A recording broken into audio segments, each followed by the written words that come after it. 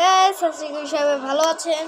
তো আজকে আমি কথা বলবো আল হিলাল নিয়ে। ভাই কি বলবো, আমি গতকালকে কিনে ভিডিও বানাচ্ছি তো জানাই আল নাসর নিয়ে। তোমরা যারা যারা এখনো দেখো নাই তারা অবশ্যই এই দুইটা ভিডিও দেখে আসবা, তাহলে বুঝতে পারবা কি হয়েছে আসলে। তো আজকে আমরা এখন কথা বলবো কিনে গাইস কিনে ওকে। আজকে আমরা কথা বলবো আল হিলাল নিয়ে। মজা করছি, দেখো এদিকে কেউ নেই বারান্দা। তো আল হিলাল নিয়ে কথা বলবো। তো আমি জানতাম যে খেলা আছে আল হিলাল ভার্সেস, এটা কবে জানে আমি জানি না, মানে তারিখটা তো দেখা হয় নাই, কিন্তু এটা ঠিকই জানি যে খেলা, হ্যাঁ মনে হয় 1 তারিখে খেলাটা ছিল, 1 তারিখে খেলা ছিল মনে হয়। তো আমি খেলাটা দেখছিলাম।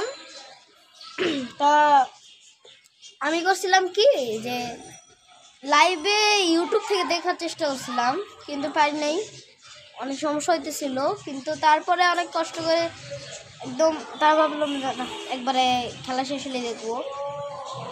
আমি মানে যখন দেখতেছিলাম তখন আছে 3 গোল, হ্যাঁ 3 গোল ছিল।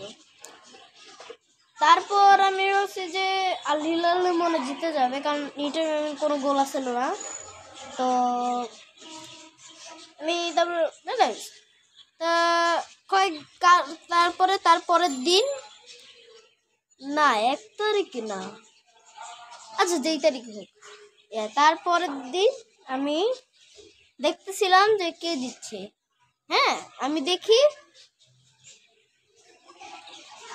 এই অবস্থা, মানে কি বলবো ভাই, অন্তত এটাতে আমি খুশি হয়েছি যে আল নাসরের মতো হয় নাই, 3টা গোল হয়েছে, 3টা, অন্তত এটা জিতছে ভাই। আর তোমরা যারা যারা এখন আমার চ্যানেলটাতে সাবস্ক্রাইব এবং লাইক করো নাই, অবশ্যই করে দিবে। এটা আমার নতুন চ্যানেল, অনেক কষ্ট করে বানাতে হচ্ছে, তো প্লিজ ডু সাবস্ক্রাইব।